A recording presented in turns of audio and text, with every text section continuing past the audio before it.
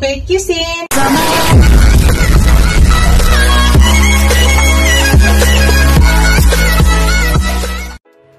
Hello guys! Today's video guys, i-share ko lang sa inyo.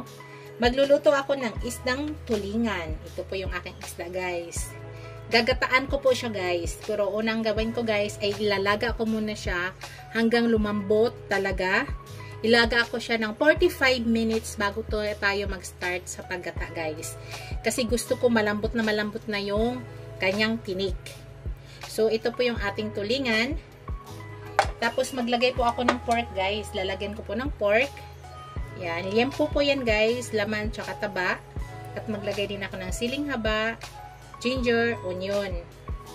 Tapos ito guys, maglagay din ako ng crack na paminta. Tapos itong nakita nyo guys, pangalawang gata po yan. Yan po yung paglalagaan ko dito sa aking tulingan. At saka itong nakita nyo, ito, unang gata. Ito yung unang gata. So, maglalagay din tayo mamaya guys, later na, ng vinegar. At saka maglagay din tayo ng patis. So, start na natin guys. Ayusin na natin at para lutuin na po natin. So, ang ginagawa ko guys, yan, kita ba nyo guys? Alit natin. Yan. Kita nyo na. Yan. Ginaganyan ko lang siya guys. 3 piraso lang to. Yan. So, ganyan lang ang gawin natin. Tapos, nilalagay ko na guys ang aking luya. Lalagyan na po natin ng luya. Tapos, ito para matanggal po yung lansa ng ating tulingan, maglalagay po ako ng crack na paminta.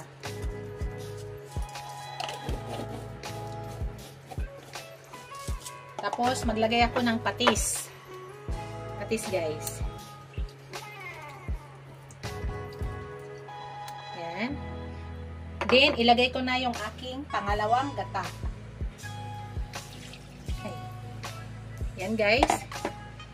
Tapos, pakuluan natin guys. Pag kumulo siya, pahinaan lang po natin ang apoy. 45 minutes ko po siya guys bago natin ilagay yung ibang ingredients. Mamaya pala guys, pag kumulo to, ilalagay ko na yung aking pork. Ha? Pero ang pagpalambot nito bago natin ilagay yung ating unang gata, ay 45 minutes. Gusto ko po guys ay malambot na po yung aking tulingan.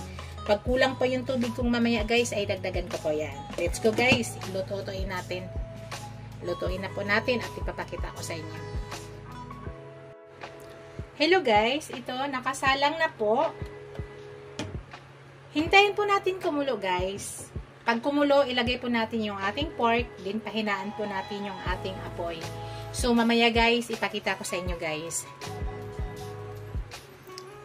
Hello guys, ipakita ko sa inyo guys. Kumulo na po siya. So, ang gawin natin guys,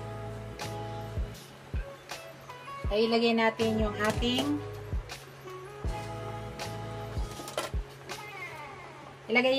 ating pork. Yan, kumulo na siya guys ha. Dito guys, ay pahinaan na po natin yung apoy natin. So, sa ngayon, ilalagay ko muna yung ating pork. Ang purpose guys, para, bakit natin siya pahinaan? Para, gusto ko, hindi siya nabibigla ang pagluto sa ating isda. Unti-unti ko siya, parang maging sardinas na siya guys ba? Malambot na masyado yung kanyang mga tinik-tinik, yung buto-buto dahil sa gitna, yung malaking tinik. So, ngayon, tatakpan ko na siya guys. So, after 45 minutes, guys, i-check po natin yan, ha? Pero bago mag 45 minutes, ipakita ko sa inyo kung ano nangyari. Tapos, guys, mamaya pala, maglagay tayo ng pangpalasa, hay. Kasi kulang yung pangpalasa nilagay natin. So, sa ngayon, pahinaan ko ng apoy.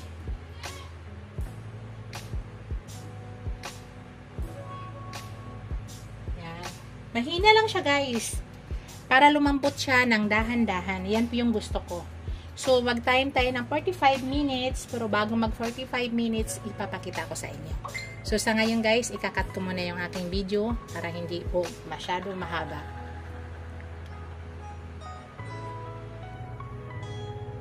Hello guys, i-check natin guys ha. Naka 35 minutes na po tayo. Yan na po yung nangyari guys. So, may tubig pa siya guys. Ang gawin natin, patuyuin muna natin yung tubig. Hindi naman sa tuyong-tuyo. Pero dito guys, maglagay na ako ng konting vinegar. Konti lang guys.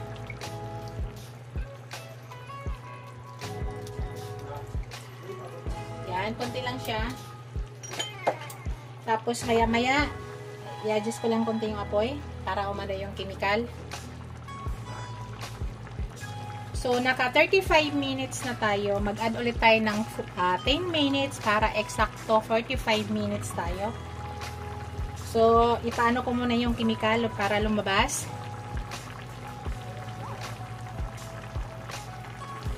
Para mamaya ilagay ko na yung ating sibuyas.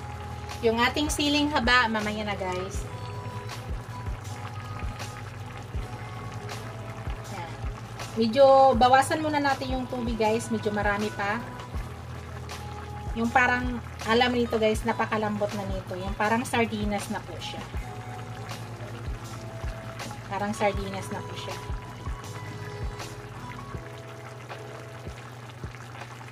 Kita nyo guys. Ito yung gusto ko. Malambot na talaga siya. Tingnan mo yung ating pork. Malambot na rin. So, ilagay ko na yung ating sibuyas guys. Yung ating siling haba, liter na.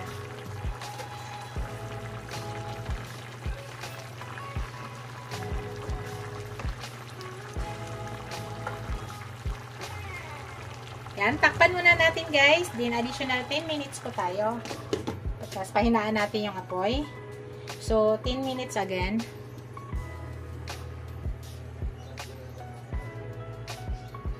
Hello guys. I-check natin guys ha. Oops. Ayan na guys. Pahinaan po ang apoy. Yan na yung gusto natin guys. Tuyo na siya. Ilagay na natin yung unang gata.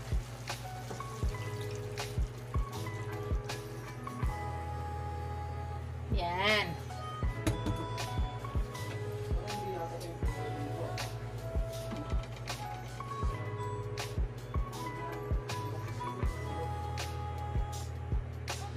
Yan. Tingnan natin ha. Nagpalinis ako ng aircon guys. Kaya kung may narinig kayong taong nagsasalita, technician po yan.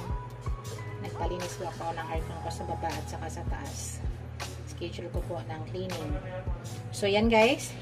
Sa ngayon guys, hindi ko na yan tinatakpan. Hanggang lumapot po yung ating gata at maluto po yung ating gata. So, hindi na po ako nagtatakip guys pag naglalagay po ako ng unang gata. So, para maiwasan po mamuo yung gata, tsaka gusto ko sa gata ay naluluto talaga. Nagdagan natin ng apoy. So, yan. Yan na yung pinakamasarap guys. So, ngayon, hayaan lang po natin yan, naka-open lang po yan. Hindi po tayo magsara. So, pakuluan muna natin guys. At yung apoy natin ay naka-medium lang, medium heat. So, pakita ko sa inyo later guys ha. Yan guys, kailangan i-medium lang yung apoy para hindi po siya masyado na kulong ng mabula, maigi. So, pag ganito guys, hindi na po ako nagsasarado ng kawali. Naka-open na lang po yan. So, ngayon, niluluto lang po natin yung ating gata.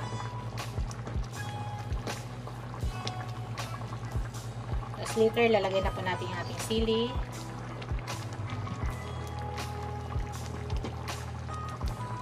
Yan dyan guys, maglagay na ako ng ground black pepper.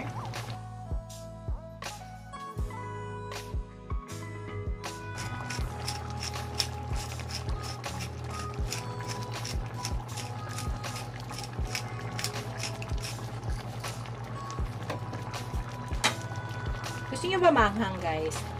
Ako mas gusto ko maanghang pag ganitong ano. Pwede rin kayo maglagay nito guys ng talong or pichay. Sa akin, gusto ko puro lang ganito.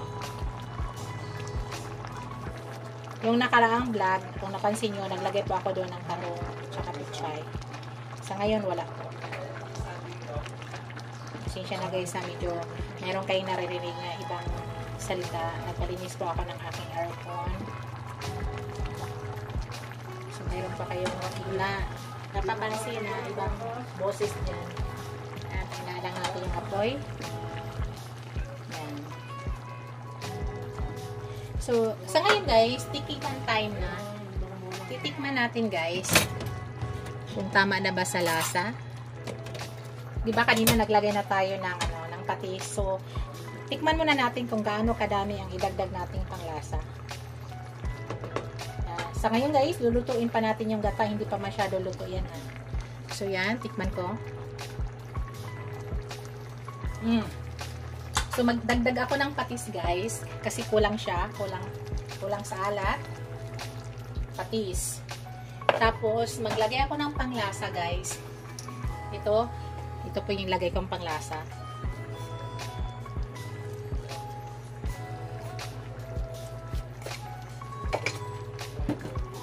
I-mix lang natin. So, basta yung ating ginagawa ngayon ay niluluto na lang po natin yung ating gata. So, yan. Hindi po natin i-close para hindi po namumuo yung gata. Ilagay na natin yung ating siling haba guys. Siling green.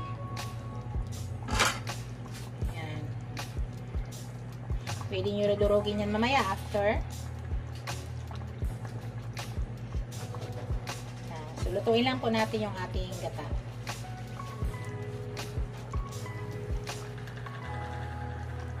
Mga 5 minutes guys, dala tayo.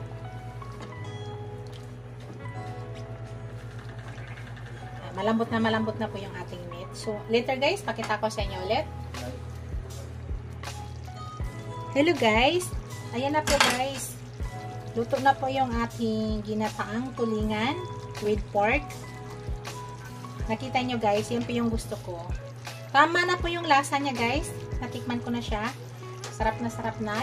So, i-zoom ko guys. Pakita ko sa inyo kung gaano na kasarap.